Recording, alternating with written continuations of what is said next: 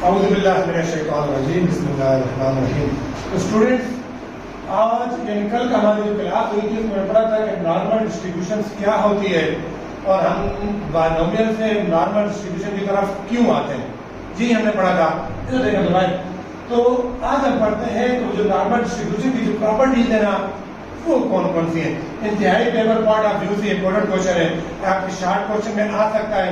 Right at least 2 properties of normal distribution, यानी कोई सी 2 properties लिखें नॉर्मल डिस्ट्रीब्यूशन की। समझिए आपके क्वेश्चन का हिस्सा ही है, पेपर का ये हिस्सा ही है, ये क्वेश्चन लाजमी होता ही होता है। ठीक है, तो मैंने 5-6 7 बहुत सारी है, मैंने इम्पोर्टेंट जो 7 है वो लिख ली है। अब इनको डिस्कस करते हैं कि ये कौन कौन सी। पहली है, कहता है it is a unimodal bell shape distribution. कहता है ये क्या है, यूनी मॉडल है, बेल शेप डिस्ट्रीब्यूशन है। इसकी जो शेप है ना वो बेल शेप है, जो कल हमने बनाई थी, यानी घंटी की तरह की इसकी क्या है शेप है। हमने पढ़ा भी सका, देखो मैंने कल शेप बनाई भी थी। इसकी जो शेप है ना वो ये दोबारा बन गया। शेप बनाने की मुझे भी ठीक नहीं आई, चले अच्छी सी बनाते हैं।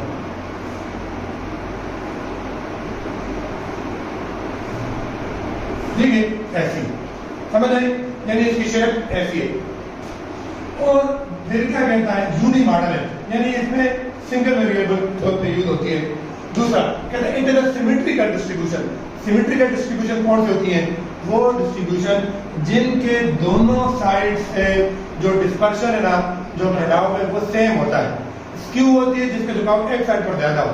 सिमेट्रिकल वो होती है जिसके दोनों साइड पर झुकाव क्या हो, सेम हो। तो इसलिए कहता है सैचुरेट। तो फिर मतलब ये जो सिमेट्रिकल डिस्ट्रीब्यूशन होती है, हमने फर्स्ट ईयर में पढ़ा कि उसका मीन, मीडियन और मोड क्या होता है, सेम होता है।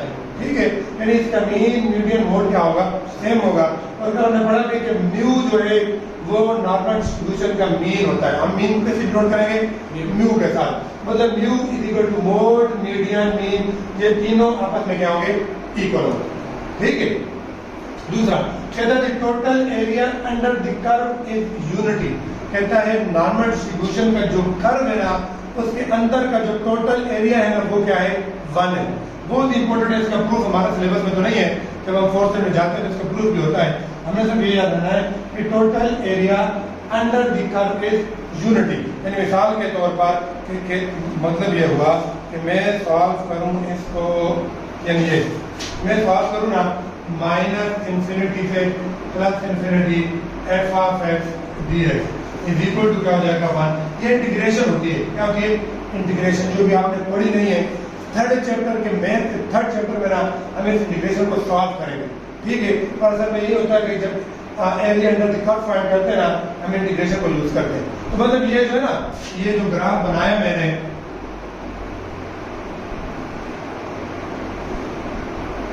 तो इसके अंदर का जो ये एरिया है ना, ये क्या है, ये आर क्या होगा, 1 होगा। ठीक है, अच्छा, जो इसका एरिया बनेगा ये टोटल। फिर फोर्थ क्या हो गई, कहता है इसका जो मीन डिविएशन है ना वो किसके बराबर होता है, 4/5 सिग्मा के। ये फिर एमसीक्यू पार्ट ऑफ व्यू बहुत इंपॉर्टेंट है। अच्छा, कि मीन डिविएशन किसके इक्वल होता है, 4/5 सिग्मा के। या पेपर में आपके आ सकता है right the mean deviation of normal distribution, तो किसके इक्वल है, 4/5 सिग्मा। फिर सिग्मा किसको डिनोट कर रहा है, सबसे सिग्मा किसको डिनोट करते हैं, हम कल भी पढ़ा नहीं, कल भी बताया था, standard deviation. Mean deviation sigma किसको डिनोट करता है, स्टैंडर्ड डिविएशन को। यानी यहाँ पर स्टैंडर्ड डिविएशन की value multiply by 4 divided by 5 करें तो आपके पास मीन डिविएशन आ जाएगा। किसका मीन डिविएशन, नॉर्मल डिस्ट्रीब्यूशन का। और मेरे घर में आप सारी चीजें भूले हुए हो कि मीन डिविएशन क्या होता था, quartile deviation, Q1, Q2, Q3, ये सारी चीजें पढ़ी थी ना बेटा। अगर वो माइंड में नहीं है ना, कुछ नहीं आने लगा। तो वो फर्स्ट ईयर में उन्होंने इसलिए पढ़ाई थी कि सेकंड ईयर में आपको सब कुछ हो कि आप आगे इनको यूज कर सको। तो हम बिल्कुल भूल बढ़िया आपके आ गए, क्या बने रहे फिर बेटा, सब कुछ चीजों को रिवाइज करो, थोड़ा बहुत ध्यान में रखो। अब इसके बाद कहता है इन दिस डिस्ट्रीब्यूशन में जो Q1 है ना, क्वार्टाइल है, फर्स्ट क्वार्टाइल, वो किसके इक्वल है, म्यू माइनस 0.6745 सिग्मा के। यानी अगर आपको कोई कहे find the first quartile of normal distribution. और साथ में आपको उसने दिया हुआ मीन स्टैंडर्ड डिवीजन लिया हो, बस आप मीन में से ना इस क्वेश्चन को सॉल्व कर लें, आपके पास फर्स्ट क्वार्टाइल आ जाएगा। थर्ड क्वार्टाइल ये हो जाएगा। सेकंड क्वार्टाइल क्या होगा? शाबाश, देखते हैं सेकंड क्वार्टाइल। फर्स्ट तो मैंने लिख दिया है, सेकंड भी लिख दिया है, सॉरी थर्ड भी लिख दिया। सेकंड क्वार्टाइल किसके इक्वल होगा?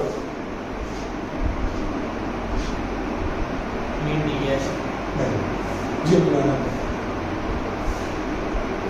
भूले वो सारा। और देखो सेकंड क्वार्टाइल जो है वो किसके इक्वल होता है? मीडियन के। किसके इक्वल होता है? आपने नहीं पढ़ा था?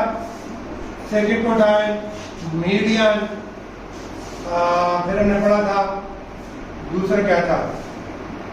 डिसाइड यानी फिफ्थ डिसाइड, 15 यानी 50% ये सारे आपस में इक्वल है ना।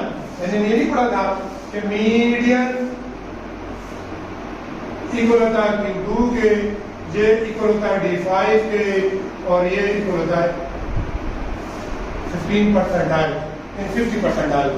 यानी 50वां परसेंटाइल, 5वां डिसाइल, दूसरा क्वार्टाइल और मीडियन, चार आपस में बराबर होते हैं। तभी मैंने कहा कि मीडियन, मीन और मोड आपस में इक्वल है। तो मतलब ये हुआ कि जो Q2 है, जो मीन होगा वही Q2 होगा ना।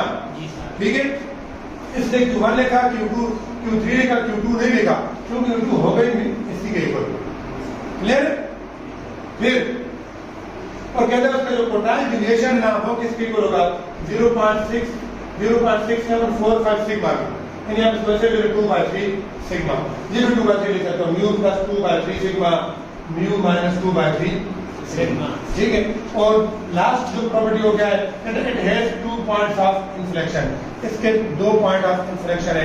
पॉइंट्स ऑफ इंफ्लेक्शन का मतलब ये है कि जहां पर ना कर्व जो है वो अपना क्या करता है? लोकेशन चेंज करता है।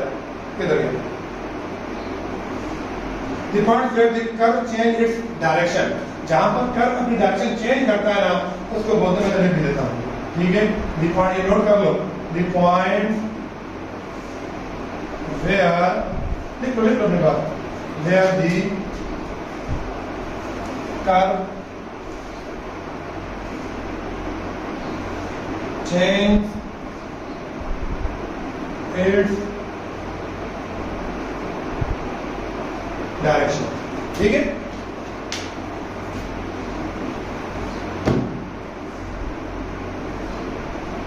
शाबाश शाबाश।